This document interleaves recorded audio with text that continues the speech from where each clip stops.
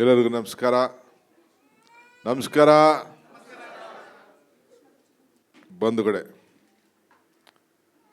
ನಮ್ಮ ಆರೋಗ್ಯ ಸಚಿವರು ಬಹಳ ಬುದ್ಧಿವಂತರು. ನನ್ನ ಮನೆಯೇ ಸೆಲೆಕ್ಟ್ ಮಾಡಿಬಿಟ್ಟಿದ್ದಾರೆ. ಸೊ ನನ್ನ ಮೊಮ್ಮಗೂ ಕೂಡ ಶಿ ಈಸ್ ಎಲಿಜಿಬಲ್. ಇನ್ನು ಒಂದು ತಿಂಗಳಾಗಿದೆ ನನ್ನ ಮೊಮ್ಮಗಾಗಿ. ಸೊ ಅದಕ್ಕೆ ಇಲ್ಲೇ ಹಾಕಬೇಕು ಅನ್ನೋದು ಅವರ ಬಯಕೆ. ನಾನು ಹೇಳ್ದೆ ಕೇಳ್ದೆ ಎಲ್ಲ ಇಲ್ಲಿ ನಮ್ಮ ಮನೆಯೇ ಉಪಯೋಗಿಸ್ಬಿಟ್ಟಿದ್ದಾರೆ. ಭಾಳ ಸಂತೋಷ. ನಾವೇ ಮಾದರಿ ಆಗಬೇಕು ಅನ್ನೋದು ಅವರ ಚಿಂತನೆ. ಇವತ್ತು ನಮ್ಮ ರಾಜ್ಯದಲ್ಲಿ ನಮ್ಮ ಗೌರವಾನ್ವಿತ ಸಚಿವರಿದ್ದಾರೆ, ಖಾದರ್ ಸಾಹೇಬರು, ಎಲ್ಲ ಅಧಿಕಾರಿಗಳಿದ್ದಾರೆ, ಎಲ್ಲ ನನ್ನ ಪುಟ್ಟ ಮಕ್ಕಳಿದ್ದಾರೆ, ತಂದೆ ತಾಯಿಂದಿರೆಲ್ಲ ಬಂದಿದ್ದೀರಿ, ನಮ್ಮ ಅಧಿಕಾರಿಗಳೆಲ್ಲ ಇದ್ದೀರಿ.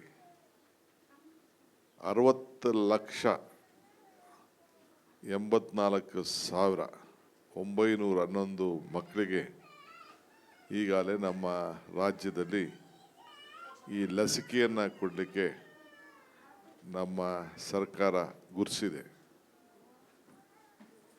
ಇಂದಿರಾ ಗಾಂಧಿಯವ್ರ ಕಾಲದಲ್ಲಿ ಪ್ರಾರಂಭ ಆದಂಥ ಈ ಯೋಜನೆ ಯಾರು ಅಂಗವಿಕಲರ ಆಗಬಾರ್ದು ಅನ್ನೋ ಒಂದು ಏನು ಚಿಂತನೆ ಇತ್ತು.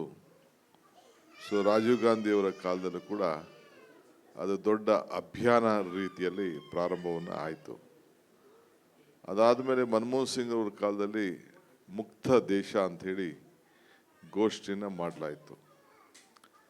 ಇವತ್ತು ನಮ್ಮ ಭಾರತ ಬಲಿಷ್ಠವಾಗಿದೆ.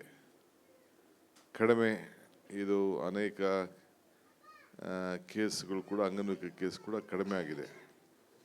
ಆದರೆ ಅಕ್ಕಪಕ್ಕ ದೇಶದಿಂದ, ನಾನು ದೇಶಗಳ ಹೆಸರನ್ನು ಹೇಳೋಕ್ಕೆ ಹೋಗುವುದಿಲ್ಲ, ಅಕ್ಕಪಕ್ಕ ದೇಶಗಳಿಂದ ಈ ಲಸಿಕೆ ಇಲ್ಲದೆ ಕೆಲವು ಮಕ್ಕಳಿಗೆ ತೊಂದರೆ ಆಗ್ತಾ ಇದ್ದು ಎಲ್ಲ ಗಮನಿಸಿದ್ದೇವೆ.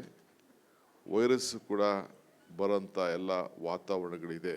ಆದ್ದರಿಂದ ನಮ್ಮ ಸರ್ಕಾರ ಮತ್ತು ಭಾರತ ಸರ್ಕಾರ ಎರಡೂ ಸೇರಿ ಇದ್ರ ಬಗ್ಗೆ ನಾವು ವ್ಯಾಪಕವಾದಂಥ ಮುನ್ನೆಚ್ಚರಿಕೆಯನ್ನು ವಹಿಸಿ ನಮ್ಮ ಮಕ್ಕಳಿಗೆ ಇವತ್ತು ನಾವು ಈ ಲಸಿಕೆಯನ್ನು, ಪೋಲಿಯೋ ಲಸಿಕೆಯನ್ನು ಹಾಕಲಿಕ್ಕೆ ನಾವೆಲ್ಲ ಮುಂದಾಗಿದ್ದೇವೆ.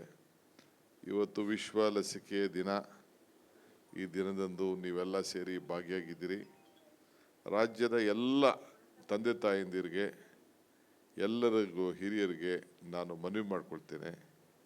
ಈ ಸರ್ಕಾರ ಏನು ಈ ಒಂದು ಎಲ್ಲರ ನಮ್ಮ ಮಕ್ಕಳ ಭವಿಷ್ಯಕ್ಕೆ ನಾವು ಈ ಕಾರ್ಯಕ್ರಮ ರೂಪಿಸಿದ್ದೇವೆ, ಇದನ್ನು ಯಾರೂ ತಪ್ಪಿಸ್ಕೊಳ್ಬಾರ್ದು. 0ಯಿಂದ 5ನೇ ವರ್ಷದವರು ಕೂಡ ಇದನ್ನು ಉಪಯೋಗಿಸ್ಕೊಳ್ಳೇಬೇಕು. ಆಗ ಮುಂದಕ್ಕೆ ತೊಂದರೆ ಆಗದೇ ರೀತಿಯಲ್ಲಿ ಈ ಲಸಿಕೆಯನ್ನು ಹಾಕ್ಕೊಂಡಾಗ ಮಾತ್ರ ಆರೋಗ್ಯಕರವಾದಂಥ ಕುಟುಂಬ, ಆರೋಗ್ಯಕರವಾದಂಥ ರಾಜ್ಯ, ಆರೋಗ್ಯಕರವಾದಂಥ ದೇಶ ಇದೆಲ್ಲ ಕೂಡ ಆಗ್ತದೆ. ಇಲ್ಲಿ ನನಗೆ ಮಾಹಿತಿ ಪ್ರಕಾರ ಈಗಾಗಲೇ ಸುಮಾರು 3,676 ಬೂತ್ಗಳನ್ನು, 36,600 ಚಿಲ್ಲರೆ 86 ಬೂತ್ಗಳು ಇದೆ. ಸೊ ಸಂಚಾರಿ ತಂಡ 988 ಇದೆ. ಟ್ರಾನಿಕ್ಸ್ ಪಾಯಿಂಟು 2,125 ಇದೆ. ನಮ್ಮ ಲಸಿಕೆ ಕಾರ್ಯಕರ್ತರು 1,14,213 ತಂಡ ಇದೆ. ಸುಮಾರು 7,000ಕ್ಕೂ ಹೆಚ್ಚು ನಮ್ಮ ಲಸಿಕೆ ಕಾರ್ಯಕರ್ತರು ಕೆಲಸವನ್ನು ಮಾಡ್ತಾ ಇದ್ದಾರೆ. ಅವರೆಲ್ಲರೂ ಕೂಡ ಈ ಸಂದರ್ಭದಲ್ಲಿ ಅನೇಕ NGOs ಕೂಡ ಮುಂದಕ್ಕೆ ಬಂದಿದೆ. ನಮ್ಮ ಆರೋಗ್ಯ ಇಲಾಖೆಯ ಅಧಿಕಾರಿಗಳು ಕೂಡ ಭಾಳ ದೊಡ್ಡ ಮಟ್ಟದಲ್ಲಿ ಇವತ್ತು ಈ ಅಭಿಯಾನಕ್ಕೆ ಪಾಲ್ಗೊಂಡಿದ್ದಾರೆ. ಇದೊಂದು ದೇಶದ ಸೇವೆ, ನಮ್ಮ ಮಕ್ಕಳ ಭವಿಷ್ಯ. ಸೊ ನಾನು ಸರ್ಕಾರದ ವತಿಯಿಂದ ನಮ್ಮ ಈ ಕೆಲವು NGOs ಮತ್ತು ನಮ್ಮ ಇಲಾಖೆಗೆ ಸಂಬಂಧಪಟ್ಟಂಥ ಎಲ್ಲ ಅಧಿಕಾರಿಗಳು ಈ ಒಂದು ಭವ್ಯವಾದಂಥ ಈ ಮಕ್ಕಳ ಭವಿಷ್ಯವನ್ನು ರೂಪಿಸಲಿಕ್ಕೆ, ಆರೋಗ್ಯಕರವಾದಂಥ ಭಾರತವನ್ನು ನಿರ್ಮಾಣ ಮಾಡಲಿಕ್ಕೆ ಯಾರೆಲ್ಲ ಸಹಕಾರ ಕೊಡ್ತಾಯಿದ್ದೀರಿ, ನಾನು ಮತ್ತು ನಮ್ಮ ಸರ್ಕಾರ ಏನು ನಮ್ಮ ಖಾದರ್ ಸಾಹೇಬ್ರವರ ನೇತೃತ್ವದಲ್ಲಿ ಈ ಕಾರ್ಯಕ್ರಮ ನಡೀತಾ ಇದೆ, ಅವ್ರಿಗೆ ತುಂಬ ಹೃದಯದ ಶುಭವನ್ನು ಹಾರೈಸ್ತೇನೆ. ಯಶಸ್ಸನ್ನು ಆಗ್ತಾ ಇದ್ದೇನೆ. ಮತ್ತು ಮಕ್ಕಳು ಕೂಡ ಈ ಸಂದರ್ಭದಲ್ಲಿ ಅದು ಆರೋಗ್ಯಕರವಾಗಿಡಬೇಕು. ತಮಗೆಲ್ಲ ಗೊತ್ತಿದೆ, ಇಡೀ ನಮ್ಮ ಭಾರತದಲ್ಲಿ ನಮ್ಮ ಆರೋಗ್ಯ ಇಲಾಖೆ ಒಂದು ದೊಡ್ಡ ರೆವಲ್ಯೂಷನ್. ನಾವಿರ್ಬೋದು, ಮೆಡಿಕಲ್ ಎಜುಕೇಷನ್ ಇಲಾಖೆ ಎರಡು ಸೇರಿ ಇದೊಂದು ದೊಡ್ಡ ಕ್ರಾಂತಿಕಾರಿ. ಇಡೀ ನಮ್ಮ ಭಾರತದಲ್ಲೇ ಕರ್ನಾಟಕ ರಾಜ್ಯದ ಹೆಲ್ತ್ ಟೂರಿಸಂ ಭಾಳ ಹೆಚ್ಚಿಗೆ ಇದೆ.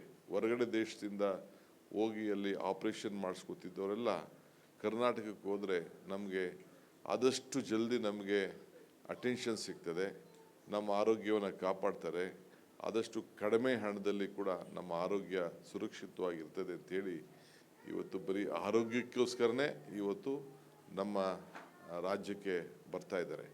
ಇಡೀ ಭಾರತದಲ್ಲೇ ನಮ್ಮಲ್ಲಿರುವಂಥ ಶಕ್ತಿ 1 ಕೋಟಿ ಸುಮಾರು, ನಾನು ಡಾಕ್ಟರ್ಸ್ ಹೇಳಬೇಕಾದ್ರೆ 13,940 ಜನ ಡಾಕ್ಟರ್ಸ್ನ ಪ್ರತಿ ವರ್ಷ ನಾವು ತಯಾರು ಮಾಡ್ತಾ ಇದ್ದೇವೆ. ಬರೀ ಡಾಕ್ಟರ್ಸ್ನ ತಯಾರು ಮಾಡ್ತಾ ಇದ್ದೇವೆ. ಬೇರೆ ನರ್ಸಸ್ ಇರ್ಬೋದು, ಪ್ಯಾರಾಮೆಡಿಕಲ್ ಸ್ಟಾಫು ಅವರೆಲ್ಲ ಸೇರಿದ್ರೆ 1,07,000 ಇವ್ರನ್ನ ಸಪೋರ್ಟಿಂಗ್ ಸ್ಟಾಫ್ನ ತಯಾರು ಮಾಡ್ತಿದ್ದೀವಿ.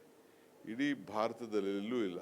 ಇಡೀ ನಮ್ಮಿಂದ ಯಾರು ಇಲ್ಲಿ ವಿದ್ಯಾಭ್ಯಾಸ ಮಾಡ್ತಾರೆ, ನಮ್ಮ ನರ್ಸಿಂಗ್ ಶಾಲೆ, ಪ್ಯಾರಾಮೆಡಿಕಲ್ ಶಾಲೆಯಲ್ಲಿ ಡಾಕ್ಟರ್ಸ್ ಎಲ್ಲ ಹೊರಗಡೆ ದೇಶಕ್ಕೆ ಎಕ್ಸ್ಪೋರ್ಟ್ ಮಾಡ್ತಾ ಇದ್ದೀವಿ.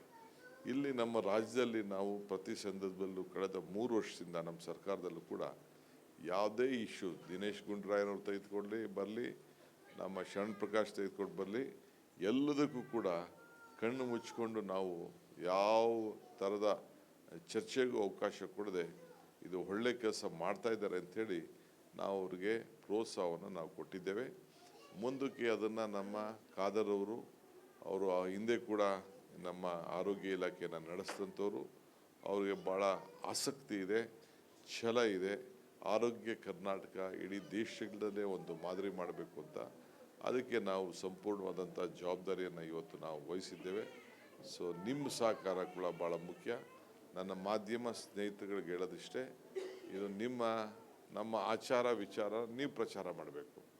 ಆಗ ಮಕ್ಕಳ ಭವಿಷ್ಯ ಯಾರು ಕೂಡ ಇದನ್ನು NGOs ಕೆಲವು ಗುಡ್ಡಗಾಡು ಪ್ರದೇಶದಲ್ಲಿ ಇರ್ತಾರೆ, ಹಳ್ಳಿಲಿ ಇರ್ತಾರೆ, ನಗರಗಳಲ್ಲಿ ಸ್ವಲ್ಪ ಅವ್ರಿಗೆ ತಿಳುವಳಿಕೆ ಬರ್ತದೆ.